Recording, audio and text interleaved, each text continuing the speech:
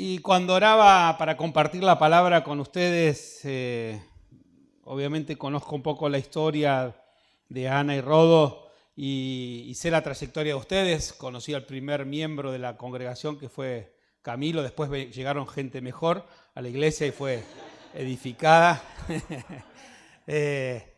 Gracias. Y pude ver el avance de Dios en todo lo que Dios estuvo haciendo todo este tiempo, así que me alegro de esta nueva etapa y de todo lo que Dios va a hacer y las cosas que Dios va a traer.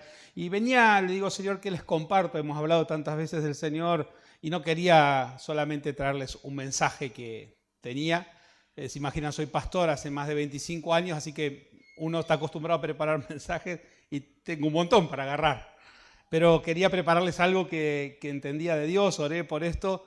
Y la palabra que Dios ponía en mi corazón es que ustedes, como ministerio y como matrimonio y como iglesia, son un grupo de personas que Dios va a usar para ser formadores de identidad. Me venía fuertemente esa palabra de Dios que ustedes tienen que dedicarse a formar identidad. Que esa va a ser la tarea más fuerte. Y cuando vino esta impresión a mi vida de que ustedes son formadores de identidad para la gente, para las personas que vengan, inmediatamente, claramente vino eso cuando veo la trayectoria de la vida de ustedes, porque cuando uno, como en el caso de Rodo y Ana, que tuvieron que adoptar una nueva nacionalidad, lo que significa toda la adopción de una nueva nacionalidad, la adopción de un nuevo tiempo, uno tiene que cambiar formas, las formas de comer. La primera vez que voy a comer a la casa de Ana no tenían pan. ¿Cómo no van a comer sin pan? No existe eso. Me llaman a comer pasta sin pan. Me daban arroz, me daban. Digo, no, acá no es así. Entonces tienen que acostumbrarse a comer distinto. Claro, otra forma de comer, otra forma de vestirse, otra manera de relacionarse con las personas, los horarios de ellos a las 19, 20 horas, a las 19, vamos a cenar a las 19, me decían. Sí, a las 19 estoy tomando una merienda, unos mates. A las 19 me invitaba a cenar a las 19, le digo, estás loco, yo hasta las 9 de la noche, 10 no llego. Así que los horarios, ¿no? El cambio de una nacionalidad, muchos de ustedes también vienen de otros lugares, lo que significa acostumbrarse a los cambios, a una nueva manera de hablar, hasta a veces en el lenguaje, ¿no? Aprendimos unas cuantas palabras, no le voy a decir las palabras que me preguntaba él, porque algunas no se pueden repetir. Me decía, ¿qué quiere decir esto? No, esto no lo digas nunca, nunca en ningún lado. El nuevo lenguaje, ¿no? Aprender nuevas palabras, nuevas relaciones, el cambio de clima, ¿no? El cambio de estación. Hay toda una transformación cultural que uno tiene que pasar y que ellos vivieron y lograron sobrevivir a eso, adaptarse. Todavía no se hizo hincha de Boca, pero bueno, eligió otra cosa, ¿qué va a hacer? Pero ahora puede ser hincha de Excursio y lo vamos a perdonar. Tenemos la cancha acá cerca, así que ahora acá somos todos hinchas excursionistas. Y adaptarse también a una forma de relacionamiento distinto, a una manera de tratarse distinto, de comunicarnos distinto. Todo ese cambio cultural, ¿no? Significa despojarse, y ellos han tenido, como muchos de ustedes, hacer un esfuerzo de despojarse de la ciudadanía que traían, despojarse desarraigarse de las costumbres y las formas para poder vivir en otra manera o de otra forma. Ese paso de una forma cultural a otra es un proceso que toda persona que va a conocer a Dios tiene que vivir. Quizás ustedes lo vieron natural, pero es lo que van a tener que hacer con muchas personas que van a pasar del reino de las tinieblas al reino de la luz. Y hay todo un proceso de desarraigo de las tinieblas. No a todos nos resultó fácil rápidamente salir del reino de las tinieblas y dejar toda esa cultura de las tinieblas, ¿no? ¿A cuántos les cuesta luchar con pecados? No levante la mano porque si no el pastor se va a asustar. Pero yo sé que nos cuesta luchar con cosas que traíamos de las tinieblas, mentalidades, pensamientos, ideas, formas de ser, maneras de relacionarnos, que tenemos que desarraigarnos de eso.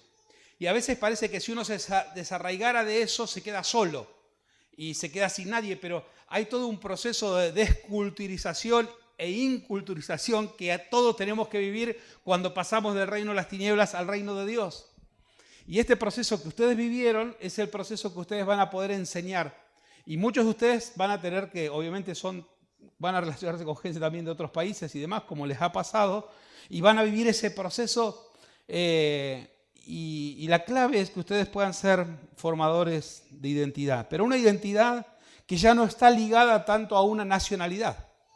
Aunque él dice, yo cada vez soy un poco más argentino, lo escuchás hablar 2 minutos y decís, este no tiene nada de argentino. Pero bueno, en su corazón, en su deseo está... Pero la clave no es que él sea más argentino.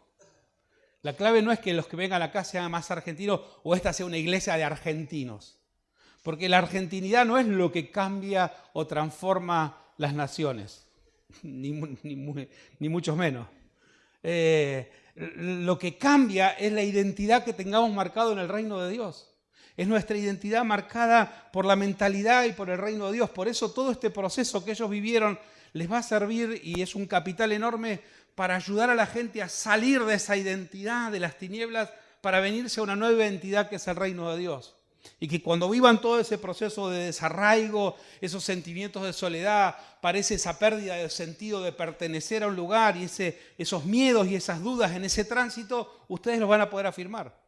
Con la palabra, con la promesa, con la bendición, con la experiencia, con el testimonio. Así que creo claramente que ustedes van a ser una iglesia formadora de identidad para muchas personas, principalmente para gente joven, principalmente para personas o matrimonios que se están estableciendo, pero también para muchas personas, pero ese va a ser su lugar principal. De la misma manera que Dios los trajo de las tinieblas a la luz, a ustedes los trajo de Brasil a Argentina.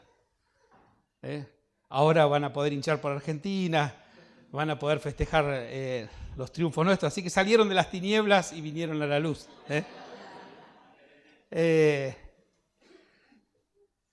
De la misma forma, ¿ves? De la misma manera en que Dios nos trasladó de un lugar a otro y nos cambió la ciudadanía, ya nosotros no somos más solo ciudadanos de Argentina.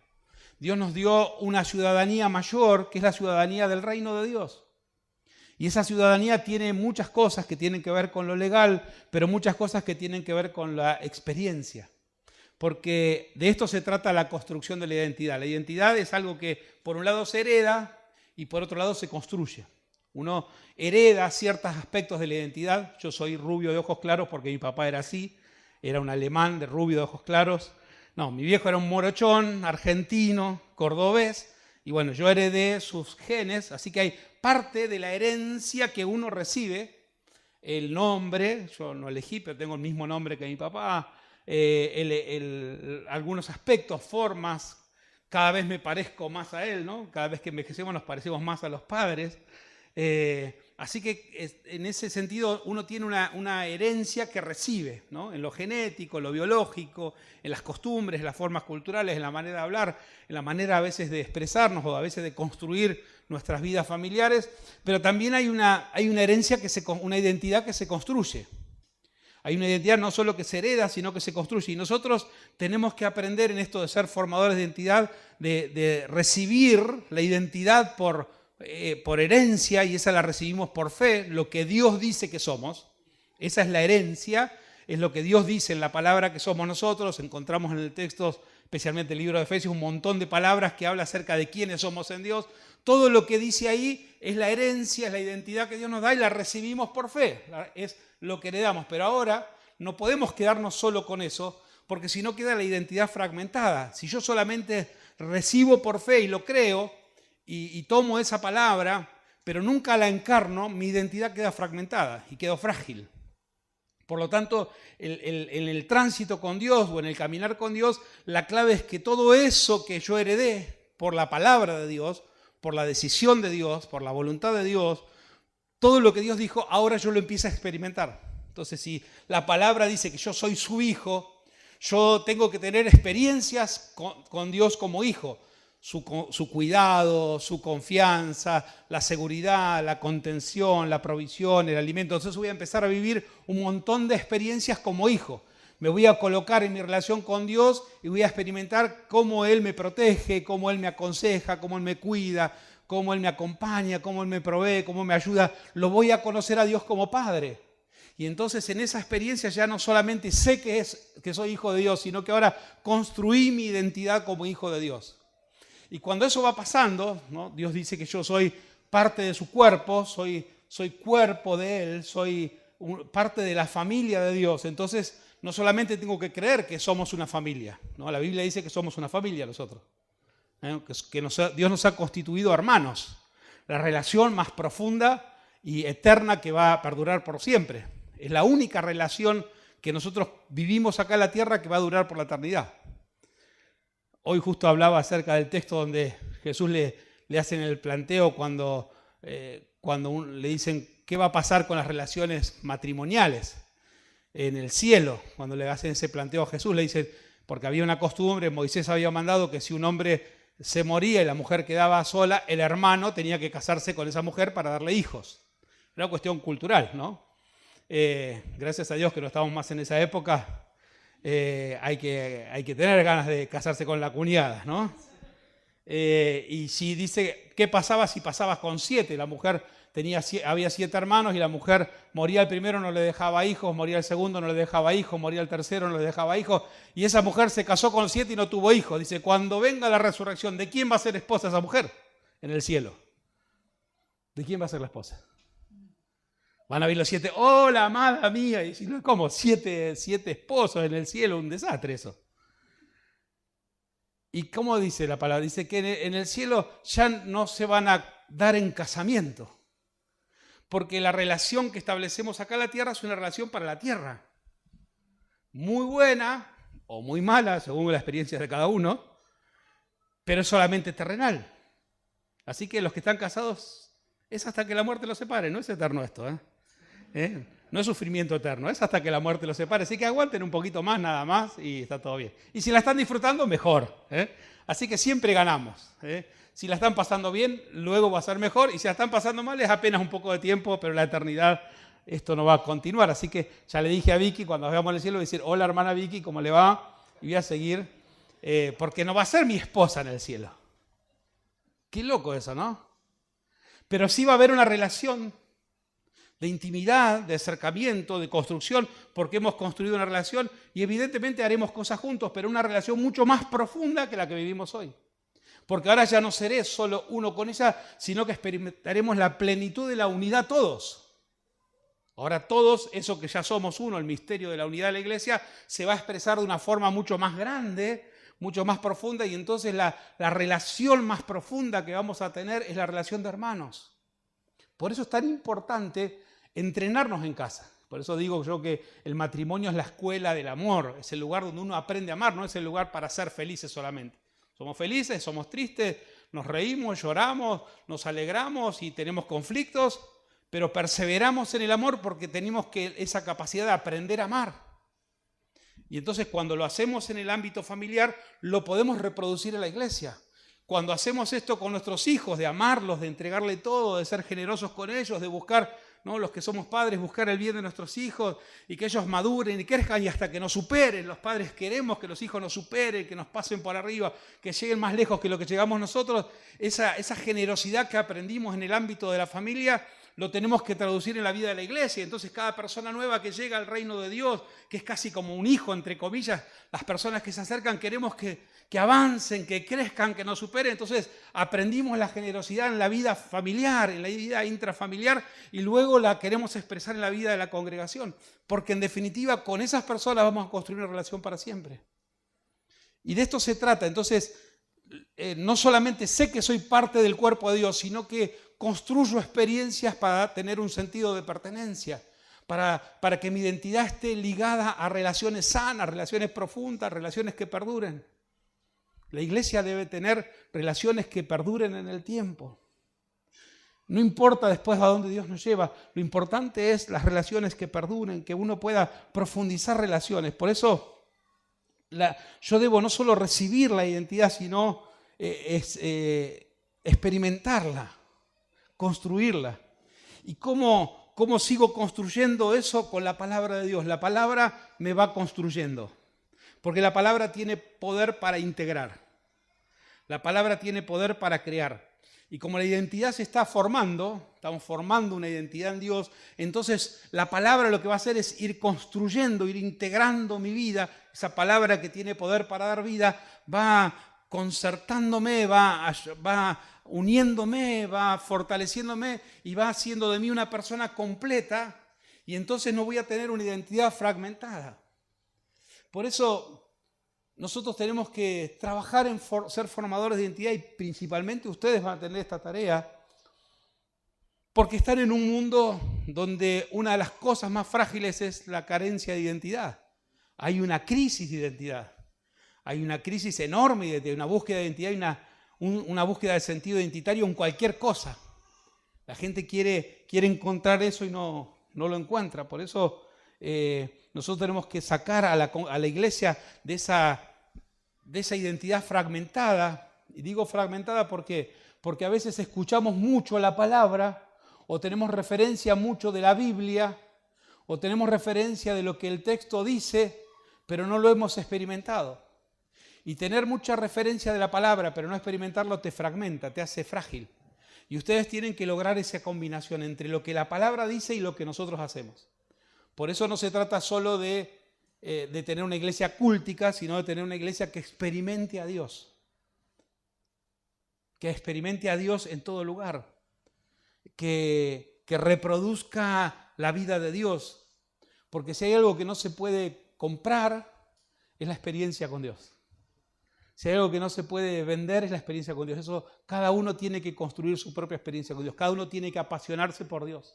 Cada uno tiene que tener ese amor por Dios. Eso no te lo suplementa nada, ni un culto, ni una reunión, ni un grupo. Tu experiencia con Dios, tu amor por Dios es algo que vos tenés que construir a lo largo de toda tu vida. Porque entonces cuando nuestra pasión por Dios y nuestra construcción de la relación en la comunidad de fe se mantiene, se empieza a hacer visible el reino de Dios. El reino de los cielos en la tierra.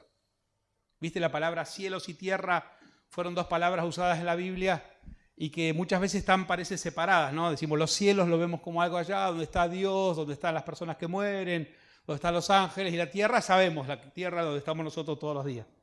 Pero en el comienzo no fue así, cielos y tierra eran una sola cosa.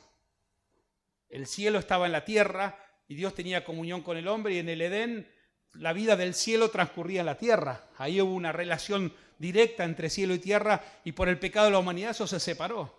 Pero Cristo, ¿a qué vino? A traer el reino de los cielos a la tierra. Y entonces ahora la iglesia tiene ese propósito de que el cielo se venga a la tierra, pero no solo en la experiencia privada, personal y particular de la adoración de uno con Dios. Eso es una parte, un aspecto, pero no queda ahí, sino en la vivencia diaria de nuestro compromiso y de nuestra labor porque la gracia de Dios se expresa en el lugar donde estamos. Porque nosotros tenemos una historicidad, estamos en un lugar. Por alguna razón ellos están en Argentina, no en Brasil. Por alguna razón ustedes están en este barrio. Por alguna razón Dios los coloca en un lugar, en un tiempo particular, en un momento histórico, para que Dios se haga visible en ese momento. Entonces tenemos que hacer que esa experiencia que está en nosotros del cielo en nuestra vida, al conocer a Dios, ahora se vea en la tierra donde estamos, en el lugar donde estamos. Por eso, como decía Vicky, la oración no funciona diciendo, Señor, anda a salvar a los perdidos que están en la esquina. Señor, anda a ayudar a aquellos que se están drogando. Señor, anda a salvar a aquellos que están perdidos en una cárcel. Señor, anda a salvar a aquella gente que es violenta en las casas y en los barrios. Así no funciona la oración. La oración funciona al revés. La oración dice, yo me voy a estar entre esa gente, y cuando estoy entre la gente que está sufriendo, ahí digo, venga a tu reino. No es que vaya a tu reino. La oración no es, Señor, que vaya a tu reino allá, que vaya. No, es que venga a tu reino. Entonces, para que venga, yo tengo que estar mezclado.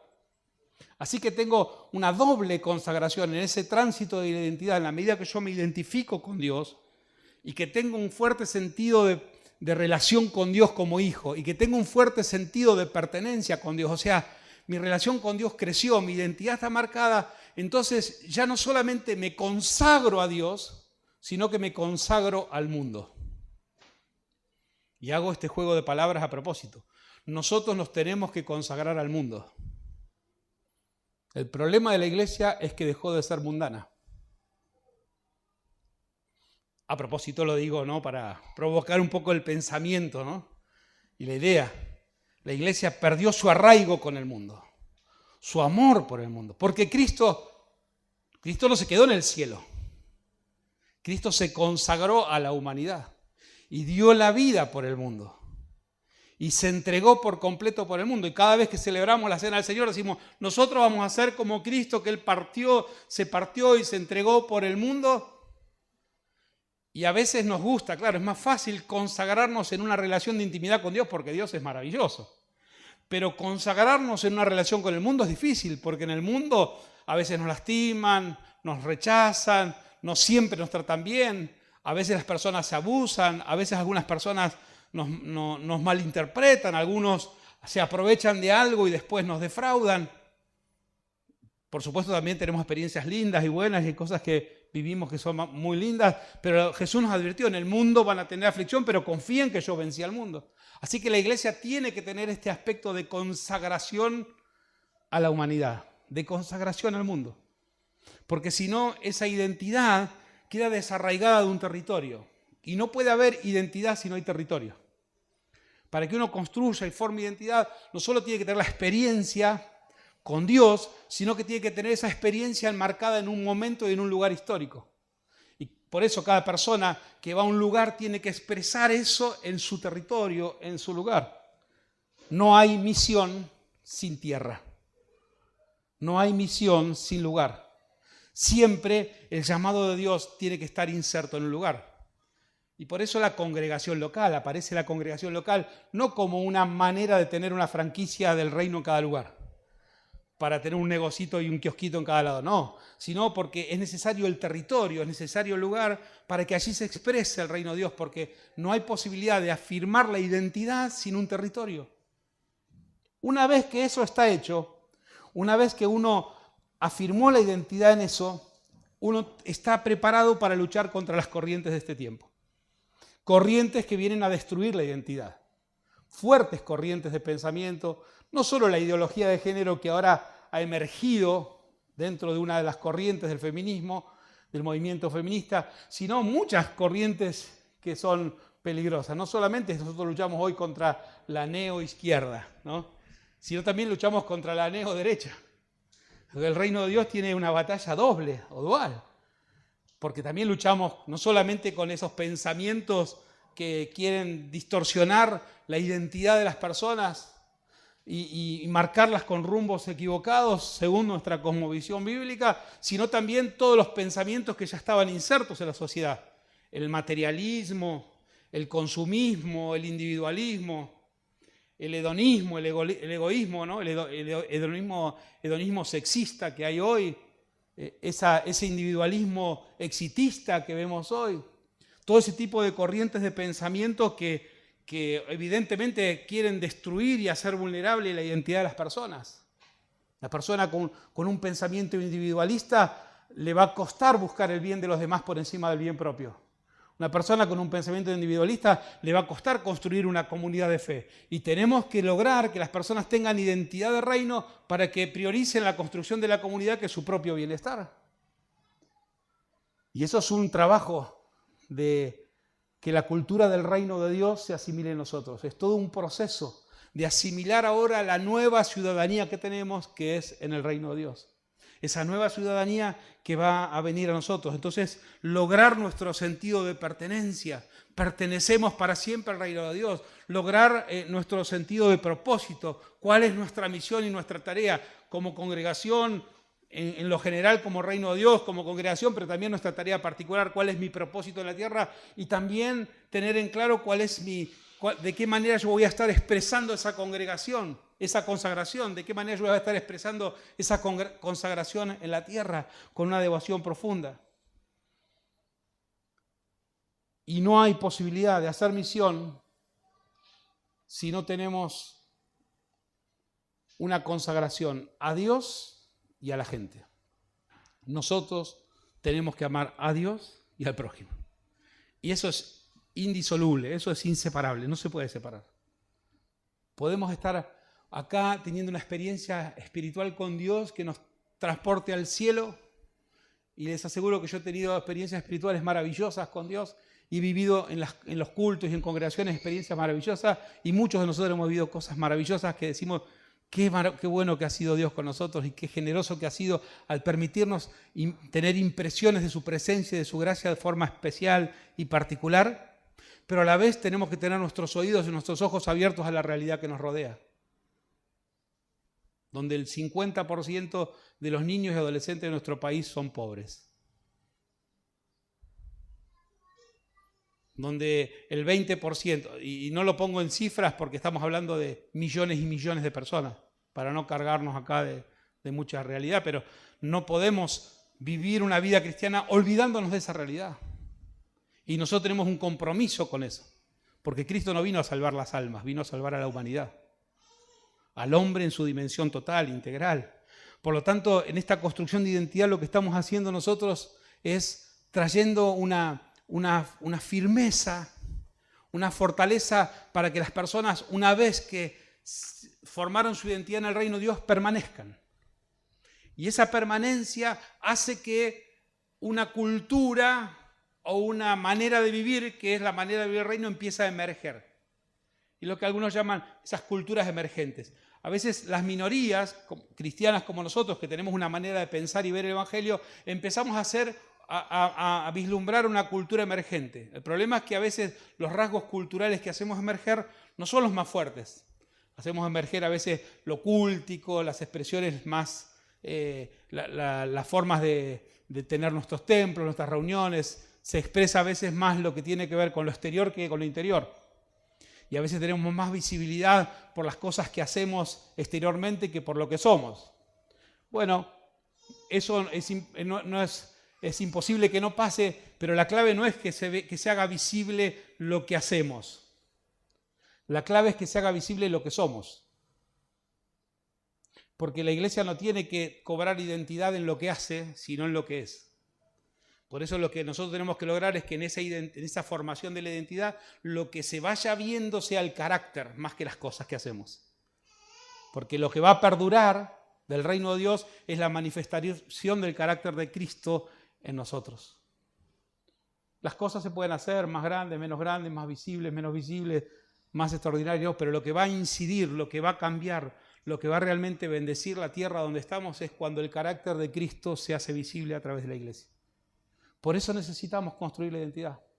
Y este es un proceso en el que estamos y que Dios no va a dejar de estar, porque si nosotros logramos que eso perdure por un tiempo en nosotros, en una comunidad de fe, en una congregación, y que esa identidad se forme, empieza a emerger algunos rasgos culturales que le van a hacer mucho bien al lugar donde estamos. Pero si ahora eso continúa por otra generación y por otra generación, entonces ahora empieza a salir lo que se llama la cultura superior del reino, que empieza a afectar ya no a una persona, sino a familias y a generaciones. Y acá tenemos que aprender del ejemplo, y me remito ahora a Moisés. Moisés tuvo toda una transformación cultural, ya sabemos quién era, no voy a contar toda la historia, y si no, lean un poco la historia de él.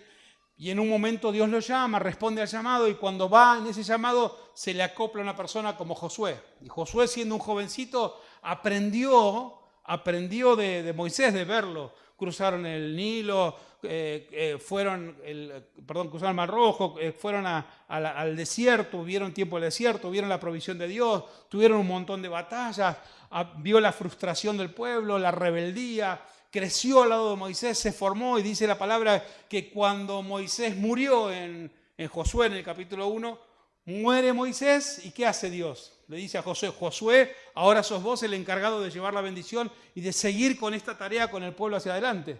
Y ahí vemos una conexión intergeneracional.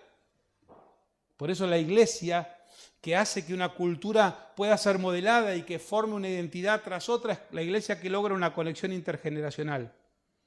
Ser formadores de identidad es conectar una generación con la otra y otra generación con la otra. Y cuando logramos conectar 4 generaciones, entonces hemos marcado un rumbo. Y eso lleva tiempo.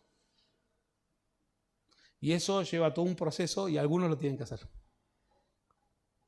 Porque cuando vos lográs conectar 4 generaciones con el mismo sentido de misión, entonces se genera un camino que después es muy difícil salir. Porque hay una marca y un registro de Dios en eso. Moisés logró esa conexión intergeneracional con Josué, pero Josué se embaló tanto por lo que tenía que hacer. Hizo tantas cosas y maravillosas porque tuvo un montón de batallas, tuvo que hacer la conquista, tuvo que asentarse en la tierra, tuvo que llevar el pueblo a la tierra prometida, tuvo que desparramar la tierra, tuvo un trabajo enorme, pero algo se le olvidó, porque dice el libro que cuando llegó en la época de los jueces, en la época que Josué muere, Jueces en el capítulo 2 y capítulo 3, dice que Josué muere y luego aparece una generación que no conocía a Dios. Fue maravilloso todo lo que hizo, pero la generación siguiente no conocía a Dios. Y entonces dice el texto más adelante en Jueces que cada uno hacía lo que bien le parecía. Y ese es el problema, que a veces las iglesias tenemos un esfuerzo y un impulso muy grande en una generación, pero no perseveramos en eso y la generación siguiente se nos descalza, no seguimos en ese rumbo y entonces la otra generación aparece que no conoce a Dios y tenemos casi que empezar de vuelta. Y ya que ustedes están en este proceso de inculturización y en este proceso de nueva ciudadanía y en este proceso de hacerse argentinos y experimentándolo, claramente todo ese proceso es el proceso que hay que enseñarle a la gente que pasa de las tinieblas a la luz. Pero ahora, no para que se hagan argentinos. Dios no te trajo acá para hacerte argentino. Dios te trajo acá para formar identidades del reino. Dios los trajo acá para formar identidades del reino. Porque ahora nosotros somos personas globales.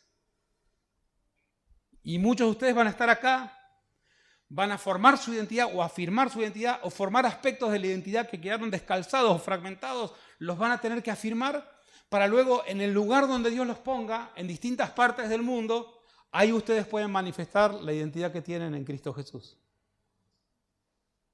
Por eso una iglesia misionera es una iglesia no solamente que tiene una obra misionera en un lugar, sino es una iglesia que puede llevar gente con una identidad a otro lugar y manifestar el reino de Dios en ese lugar. Y ustedes van a tener esa labor misionera. Yo veo que en ese sentido, en el espíritu, que ustedes van a recibir gente, formar gente y van a soltar gente. Todo el tiempo.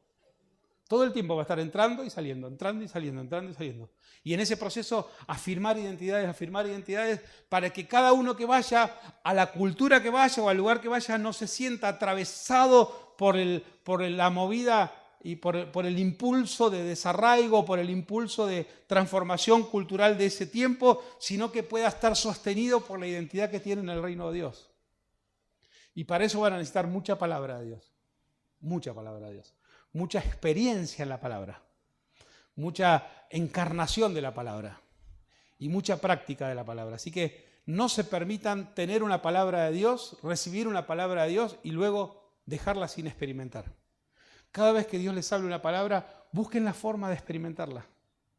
Busquen la forma de ponerla en práctica, aunque se equivoquen.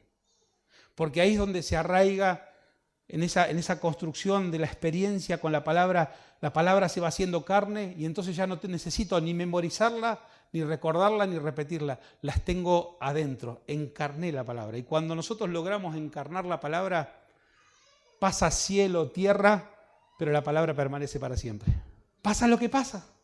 Se puede venir todo abajo, pueden fallarnos las personas más amadas, pueden defraudarnos las personas más queridas, pueden las personas que tenemos allá como nuestros ídolos o como las personas, nuestros referentes espirituales más grandes, pueden caerse al piso, pero si hemos encarnado la palabra, eso nos va a doler, nos va a hacer llorar, nos va a provocar dolores, pero nosotros vamos a estar afirmados y vamos a seguir haciendo lo que Dios nos pidió.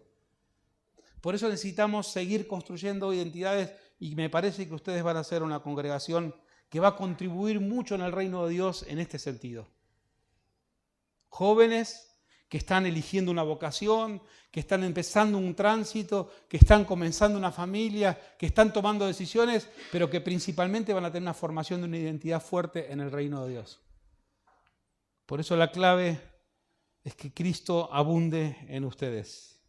Y entonces el desarraigo, la inculturización, el proceso de crisis de identidad y todos los cruces de los pensamientos y las filosofías de la época no van a ser tan graves para ustedes. Porque no alcanza con solamente hacer una batalla contra la ideología de género, porque mañana viene otra ideología y hay otros cruces de ideologías que son tremendos, los cruces de ideología que hay en la sociedad. Entonces no podemos centrarnos en uno, tenemos que trabajar para afirmar nuestra identidad en Cristo. Y en esa firmeza vamos a soportar lo que venga. Y cuando nosotros logramos eso, como dije antes, hacer una conexión de una generación a otra, por eso a las actividades de jóvenes no vengan solo los jóvenes. Disculpame, venga el que quiera. Los jóvenes se van a quedar hasta las 4, ¿no? El resto se va a ir a las 11 como Anita, que los que tienen hijos. Pero logren esa conexión, porque el que ya vivió algo necesita compartir con el que no lo vivió. Y luego otro. Y claro, no, disculpame, ¿no? Pero necesitamos esa. Y luego los que son más grandes tienen que hacerlo con los niños. Y esa conexión no se puede perder. Si vos no, ya te casaste, ya dejaste de estar, no perteneces más acá. No. Necesitamos la experiencia del que se casó, las luchas del que el que se casó necesita eso también. Volver a ver las experiencias del otro y esa relación. Claro, cada actividad tiene su prioridad y cada actividad tiene su énfasis y está muy bien. Me gustó lo de comer choripán. No lo del fitness, no. Vengo si quieren como el choripán y después sigo. Ustedes hagan la actividad física luego.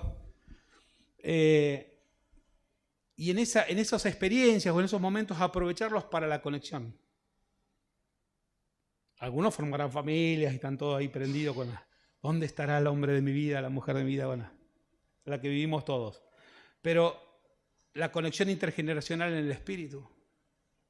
¿Cómo voy a ayudar y cómo voy a contribuir con lo que yo tengo ya y lo que ya estoy firme con el que está empezando? Con el que está viniendo, de qué manera le voy a dar todo lo que yo aprendí y viví, y luego hacerlo una generación con otra, y si lo sostenemos en el tiempo, conectamos 4 generaciones en el tiempo, y eso uno lo puede prolongar, uno hace un cambio, realmente un cambio cultural muy fuerte. Y nosotros tenemos que perseverar en eso, y Dios los va a poner, y dentro de 20 años, Rodo va a venir viejito, a la reunión de jóvenes, 20 años, a los 50, ¿no?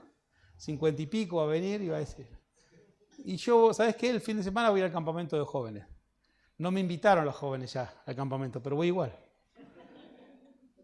Y Vicky también. No nos invitaron ya. Pero vamos igual, ¿por qué? Porque tenemos ganas de compartir con ellos. Pero no predicarles, compartir la vida. Porque yo sé que tengo cosas del Espíritu que necesito transmitírselas. Y sé que hay cosas que ellos están viviendo que me va a hacer bien a mí. Y en esa conexión nos vamos edificando mutuamente. No hay un sentido de superioridad, sino hay un sentido de amor. No hay un sentido de que voy porque me siento superior, voy porque los amo. Estoy porque son mi familia. Y entonces las relaciones ya no se construyen en jerarquías, en roles, sino que construyen en el vínculo del amor, en un vínculo pacífico. Porque estas relaciones van a durar para siempre. Y en la construcción de la identidad necesitamos relaciones fuertes.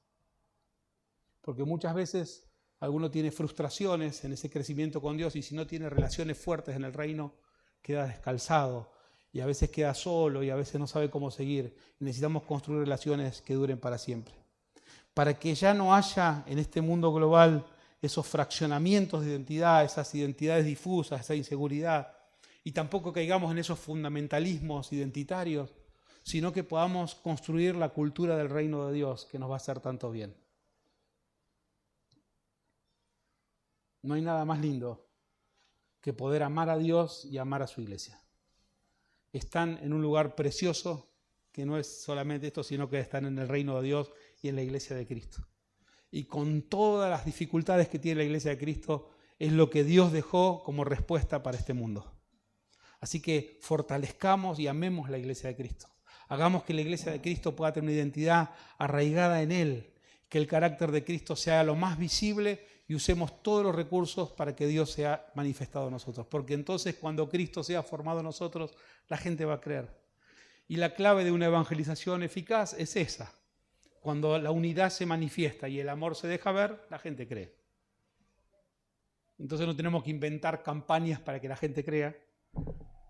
que no digo que estoy en contra de las campañas, pero no puede ser nuestra principal estrategia una campaña. Una campaña puede ser algo que acompañe, pero la campaña puede ser la principal estrategia de evangelización de la iglesia. La principal estrategia de evangelización de la iglesia tiene que ser las relaciones, el amor y la unidad. Lo demás puede acompañar como estímulos, como esfuerzos, los eventos que hacemos. Una iglesia no puede sostenerse por los eventos, ni siquiera por la estrategia de las células. Son estrategias que pueden servir, que pueden ayudar. Pero la iglesia está concertada y unida en el espíritu por las relaciones que formamos. Y si perdemos de vista eso, nuestra identidad empieza a fragmentarse. Por eso lo más maravilloso es poder hacer amigos en el reino de Dios. No el amiguismo, sino amigos verdaderos, donde primero está nuestro amor y nuestra fidelidad a Dios y también nuestra fidelidad hacia los demás. Porque el que ama a Dios pero no puede amar a su hermano, entonces nunca aprendió a amar.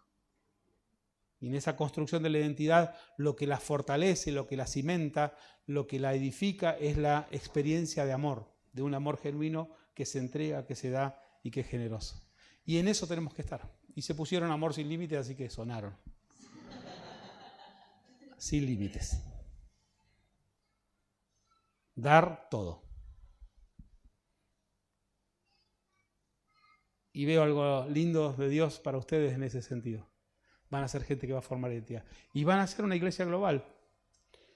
Y no, para eso no necesitan ser una multitud ni tener mucho dinero. Necesitan formar identidades. Porque una persona con una identidad clara se para en cualquier parte del mundo y hace lo mismo. Lleva el reino de Dios. Y eso es lo que necesitamos. Gente que tenga una identidad firme y que se vaya donde Dios lo mande. Y ahí el reino se va a hacer visible. A algunos les va a costar más porque algunos serán pioneros, otros empezarán cosas nuevas, otros tendrán, bueno, lo que Dios ponga en cada uno, pero ustedes van a desparramar gente por todos lados con identidad firme.